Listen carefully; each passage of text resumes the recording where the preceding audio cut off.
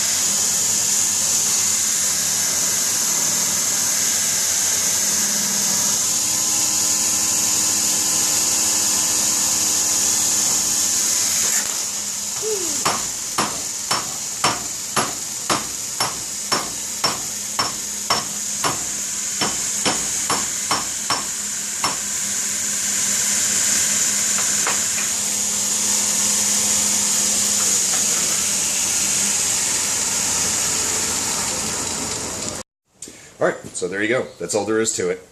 Hold it at a decent angle. Instead of getting it, holding it like this, instead of letting it spin all the way up to speed, all you're doing at that point is just spinning the wheel. Turn it at an angle, let it grind down a little bit, but not too aggressively. You get a nice quick crown on it, nice and even, simple, smooth, done the right way. No problem. Thanks guys. Thank you for watching, and hit the like button, hit the subscribe button, and have a great day.